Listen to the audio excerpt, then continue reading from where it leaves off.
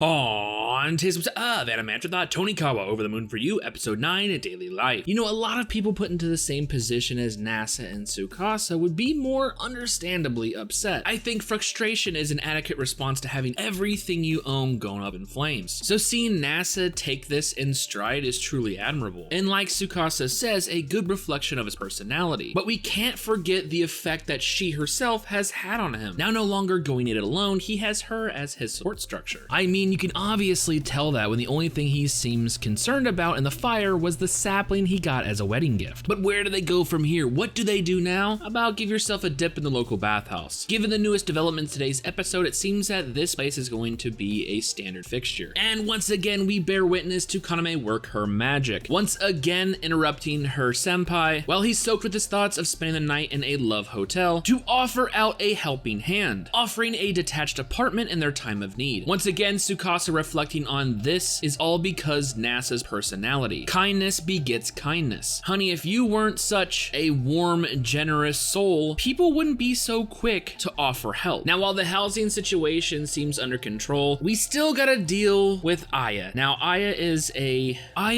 a character, especially compared to her younger sister, who seems to be really quick on the uptake. I mean, the older sister hasn't realized that Nasa, which is confirmed in today's episode to be a love interest, is married, even when confronted with the information that they visited his parents to introduce her, and he's sporting a brand new shiny diamond wedding ring. I mean, her brain literally cannot compute that fact. It wasn't until her mother comes in and blatantly says it. Oh, Nasa, Tsukasa is just a wonderful person. I'm so glad she's your wife. And with this giant bomb dropped on her, hilarity ensues, realizing that her first love was never reciprocated. Hell, it doesn't even seem like the story wants to focus on that possibility, as her flashback into when she first met Nasa is interrupted by her mother basically saying, get over it, eventually leading to the two arguing whose romantic life is more fucked up. Obviously, the mother is gonna win since her husband literally abandoned her to go out with a fucking mascot. But in the end, it's Kaname dropping that big brain logic, as Nasa seems a little upset by the fact that he never noticed Aya's feelings for him. Kaname is like, don't worry, it's not your fault, it's hers. Never having the resolve, the determination, or the confidence to proclaim your feelings, you lost the battle for love before it even started. Accepting this, there's only one thing for Aya to do: congratulate Nasa on his marriage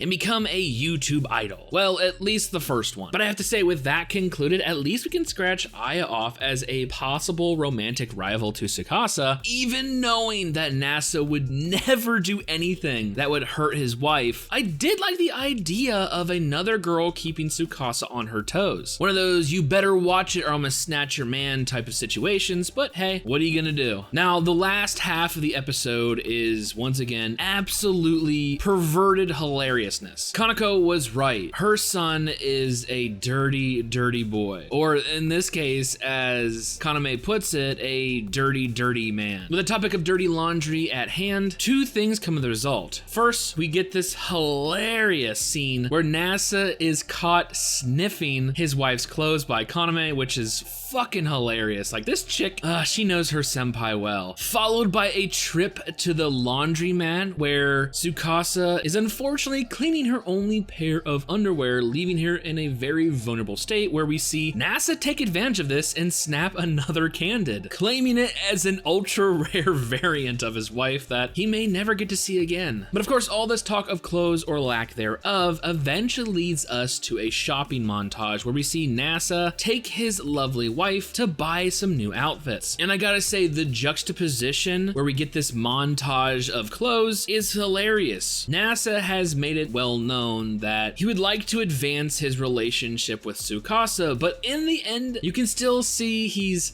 what is he, modest, jealous, maybe a mixture of both, as he sees his wife sport this somewhat revealing attire, and he admits it, I don't want other men looking at you, leading to Tsukasa trying on some more conventional attire. Either way, it looks like the two are having fun, but now we get down to the nitty gritty. Remember, she's low on a certain article of clothing, so it's now time for the panties and brawl, and it's once again hilarious to watch Nasa flip the script on his own character, going from overly excited to know that his wife is going commando to the thought of being arrested as he enters the women only section of this clothing store. It's absolutely fucking hilarious. She literally has to take him by the hand and say, don't worry, if you're holding my hand, you'll go get arrested. But all this lingerie is an overstimulant for NASA, who is once and still is excited by the prospect of seeing Tsukasa in underwear, seems to only collapse at that excitement. But of course, not before wrapping up the episode with making that same very request. Tsukasa, if I ask you to, will you show me what you look like in your underwear? And although she agrees it looks like this conversation,